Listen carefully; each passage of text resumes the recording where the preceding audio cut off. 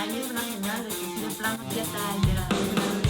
Hola, bienvenidos sean todos ustedes a este su podcast, nuestro podcast. Las bebé veterinarias. En un episodio nuevo. El episodio anterior estuvimos hablando sobre carne de res y algunas otras cosillas. Y ahorita vamos a hablar temas nuevos, pero todo relacionado con la carne de res. Vamos a comenzar hablando principalmente de las características organolépticas de la Carne de res. carne de res. Es que vos te son igual. What? Y bueno, las características organolépticas de la carne de res es el color, el sabor, olor, incluso la cantidad de agua que pueda tener, la humedad, la textura sabor. Sí, ya dije sabor y qué tan dura puede ser esta, si es blandita o dura. Básicamente se refiere a lo que podemos apreciar o percibir con nuestros 5 sentidos. Importante mencionar que el color, que lo vamos a estar hablando durante todo este video, pero el color es un rojo oscuro, el que es más característico, pero pues puede variar dependiendo de la edad, sexo. Su alimentación, si la vaca está pasando por un estrés ante la matanza. Bueno, eso es más que nada en textura, en color casi no. Pero por ejemplo, cuando recién matamos a la vaca tenemos un color púrpura porque todavía hay sangre en esa carne que está oxigenando los músculos como tal. Posteriormente, ya después de la matanza, cuando está expuesta a lo que es el oxígeno, ya podemos ver lo que es el rojo vivo, exactamente. Muy brillante. Y pues ya que pasan algo de tiempo, ya podemos verla como un rojo pardo o menos vivo, pues, porque ya obviamente ya le entró más oxígeno. O sea, dependiendo de qué tanta haya sido la exposición de esta carne. Cabe destacar que obviamente esto rompe el paradigma de que dependiendo del color hablamos de la calidad de la carne, cuando en realidad esto pues varía muchísimo. En realidad tú no por el color de la carne puedes definir su calidad. Exactamente, y pues lo que caracteriza o el por qué se ve así de ese color es por la proteína que se llama mioglobina, que básicamente es como la... ¿cómo se llama la de la sangre? Como la hemoglobina, pues, pero esta es del músculo, por eso es mioglobina, perdón. Sí. Y bueno, ya mencionamos lo que es el color de la carne, ahora mencionamos lo que es el sabor. Realmente la carne no tiene un sabor, bueno, sí, mejor dicho, tiene un sabor característico. Sin embargo, puede variar dependiendo del corte, porque sabemos que obviamente la res tiene varios tipos de cortes. Entonces, pues a lo mejor dependiendo de la zona, puede variar un poco el sabor, pero no es mucha la diferencia. En definitiva, dependiendo de la zona, es incluso si puede verse más seca, si puede ser más blanda o más dura. Más grasosa. O más grasosa. Posteriormente, pues del olor, como tal la carne pues tiene un olor también característico, pero no debería de oler a sangre, o sea, no huele feo, pues como tal, o sea, el olor casi no se percibe mucho, pues.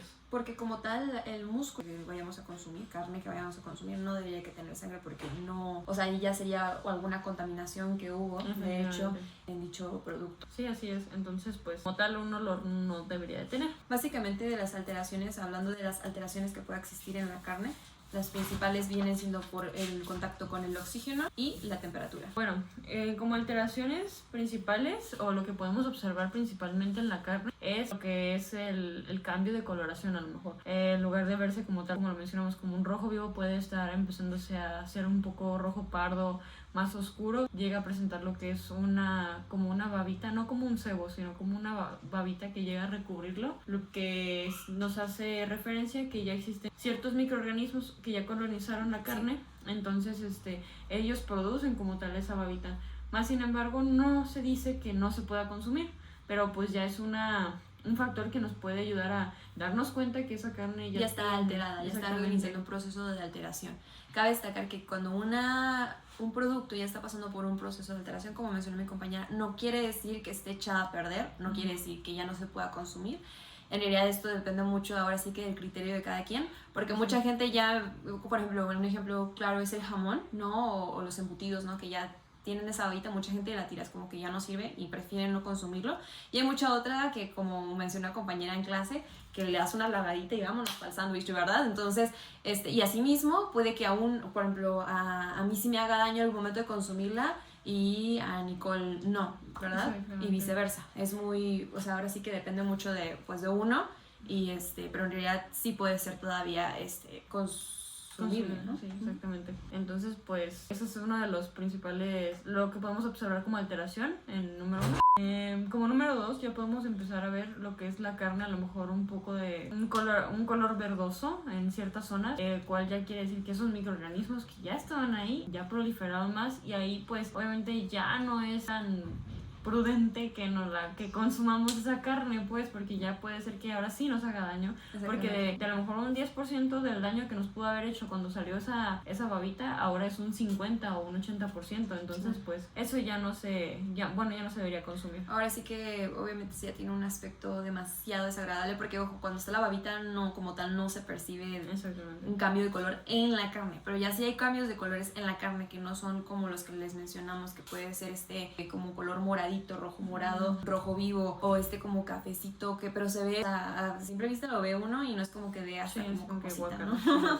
Sí, y obviamente si presenta un olor que es claro, cualquier alimento que está pasando ya por un proceso de putrefacción, descomposición, que ya básicamente pues no se puede comer, tiene un olor demasiado desagradable y pues básicamente pues ya no. Aborrecible, ¿no? Que uno pues ni le apetece intentar a consumirlo. Claro que la carne a su posterior corte o cuando ya matamos a la canal lleva o necesita llevar un proceso de maduración que se llama la maduración de la carne. Exactamente. Que básicamente tiene un periodo mínimo la carne de res en específico, de 1 semana a 2, mínimo. Es lo que tendríamos que esperar para que ya considerar la carne madura pues y ya se pueda vender al público. Porque antes de esto la carne tiende a hacerse muy muy dura, o sea, demasiado. Pasan por un proceso que se llama rigor mortis, que básicamente habla de lo que es la rigidez muscular como tal. Tenemos 3 fases del rigor mortis: el pre, el rigor y el post el pre, el rigor y el post rigor mortis. Que básicamente el pre, hablamos de que el músculo todavía tiene como esa memoria muscular. ¿Qué quiere decir eso? Que obviamente sigue estando lo que es el sistema nervioso activo, por así decirlo, porque obviamente la carne está recién cortada, entonces hay veces que se llega un poco a mover por lo mismo de las fibras contráctiles, entonces pues obviamente no está la cosa de que la gente dice es que está viva, pero pues no. Posteriormente tenemos el rigor mortis, ahora sí, que es básicamente en donde todos los compuestos que tiene la carne, como el agua, sí, exactamente, la glucosa y así, empiezan a agotar. Entonces ya como tal la carne ya no se ve púrpura, ya se ve a lo mejor un poco rojiza. Ahí es donde está perdiendo líquido, está dando exudados y así. Luego el post rigor ya es cuando ya se está destructurando el músculo como tal, cuando puede comenzar a ver a lo mejor las ciertas fases de la alteración, como ya lo mencionamos, ya puede haber lo que es la babita, posteriormente de eso la coloración verdosa, ya cuando empieza lo de la putrefacción, por ejemplo. Dale.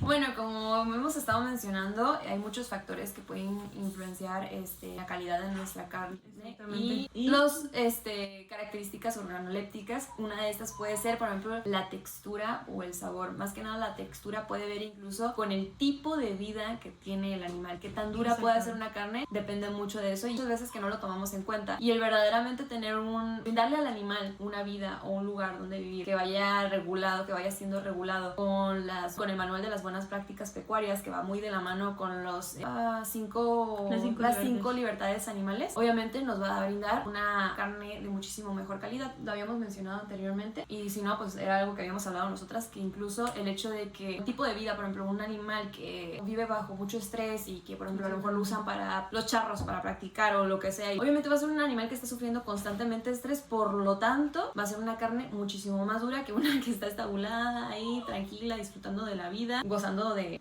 paraíso, de placer. El animal necesita un corral, porque es una zona donde él puede ser en este caso estabulado, un comederos, bebederos. Si va a ser a libre pastoreo, también lugar donde pueda pastorear. Sabemos o tenemos entendido que hay ciertos límites de espacio para cada unidad animal, alrededor de 4 metros más o menos por unidad animal. O sea que, no sé, si tú tienes 10 vacas, tendrían que ser 40 metros así como mínimo, ¿no? Obviamente si pues tiene más espacio, pues más espacio, ¿verdad? Pues su hábitat normal de las vacas pues es a lo mejor en praderas. Sí, exactamente. Obviamente dependiendo de la raza es el color. También eso influye en el color de la carne. O allá para mi rancho en La Paz, Baja California, pues es muy seco. No hay praderas y campos verdes, ¿no? Es importante, por ejemplo, y dentro del manual de las buenas prácticas pecuarias lo menciona, que tengan, por ejemplo, un techo donde resguardarse del sol. En el caso de zonas áridas es súper mega importante, es algo súper mega indispensable. Exactamente. Y también acceso a los bebederos, que estos tengan una localización dentro del del corral. ¿no? Que estén limpios, que estén de fácil acceso para todos los animales y que estén limpios, de preferencia que sean de estos... O el que es automático, que El que va es literalmente automático. la vaca y le pone el hocico Ajá, ahí. y que ya. libera el agua conforme la necesidad o el Exactamente. consumo de Creo que es del más factible animal. eso a que poner un bebedero como tal donde se estanque el agua. De preferencia que sea uno que sea fácil de limpiar. Y si lo vas a tener ahí estancado, pues que sea fácil de limpiar, que sea de acero inoxidable. Relaciona pues una de las 5 libertades, el hambre. El comedero debe que ser un comedero que de tal forma de que los animales puedan defecar sobre él. Exactamente. Debe que tener una cierta altura, obviamente que todos tengan acceso. También tiene que tener áreas de manejo. Por ejemplo, obviamente el médico veterinario que va a ir a, no sé, a lo mejor a muestreos, a lo mejor a hacer pruebas, etcétera, etcétera. Tenga un área donde él pueda trabajar a los animales y no sea tan estresante para Como los la prensa, las mangas, ¿no? Por donde Exactamente. pasan. Exactamente, que tenga una correcta distribución para que el manejo sea muchísimo menos estresante para el ganado, por lo tanto menos liberaciones de toxinas, menos una carne más sabrosa. Hay que cuidarnos de algunas especies endémicas que están ahí en... Ahí tenemos el nicho felinos, ecológico, exactamente. que pues obviamente donde tú estés tienes, por ejemplo, si estás en, por ejemplo, mi rancho, que es desierto, de lo que te tienes que cuidar son de los coyotes, todo el tiempo hay coyotes. Sí, o sea, ahí no puedes erradicarlos porque obviamente es una especie a lo mejor en protección, Fauna entonces de la tienes región. Que ver la manera de no afectarlos, De que puedan como que convivir. hacer una... En caso de que no puedan convivir, pues o de las vacas, pues obviamente no van a convivir con un coyote, pues ¿no? Y vas a tener que cuidar su comida y lo que sea, ¿no? Aunque no consumen lo mismo, pero que no vayan a defecar dentro de los bebederos o defecar dentro de los o comederos. matar animal. Entonces, por lo tanto, importante en el lugar que vayas a tener un cerco o un delimitante que verdaderamente ayude a prevenir que el ingreso de animales no deseados. Pero sí, o sea, prácticamente eso, o sea, hay que cuidar el ecosistema y hay que cuidar a nuestros animales, ¿no? Obviamente de preferencia, y es algo que se debe que hacer un análisis del lugar donde vas a tener a los animales. Si no es un suelo óptimo, ni para qué arriesgarse, o sea, si por ejemplo también vas a estar cerca de a lo mejor de una planta de tratado, o vas a estar cerca de un lugar que hay un río, un lugar de agua potable, y tú no vas a tener los correctos manejos de desecho, que no debe ser, de los desperdicios, ¿no? Sí, claro. Que ese es lo que sea, pues es algo que se tiene que tener muy en cuenta, pues para no dañar y tampoco perjudicar a la fauna que está en su entorno. Y definitivamente creo que uno de los puntos más importantes que podemos tocar en cuestión a nuestro área de producción, a nuestro ranchito, vaya, que de verdad haya una correcta higiene y un correcto manejo de los desperdicios y desechos. Porque obviamente previniendo todo esto, prevenimos enfermedades, prevenimos la zoonosis. Tener una correcta salud para nuestros animales depende muchísimo del tipo de higiene que podamos tener. E incluso los donde tenemos almacenada la comida y todo eso, porque obviamente se pueden generar animales, hongos, ratas, cucarachas, un montón y sin fin. Sí, ahí entra todo lo que es la bioseguridad, básicamente. Se cuida al cuidador y se cuida al animal. Hay que tener como esas medidas. También, de hecho, el manual de buenas prácticas también lo menciona, que hay que tener bioseguridad. Por ejemplo, a lo mejor no es tan estricto en bovinos, pero por ejemplo en aves. Sí, tienen como filtros de sanitización para poder entrar a incluso las te bañas. Yo no me baño y me tengo que bañar ahí. O sea, no.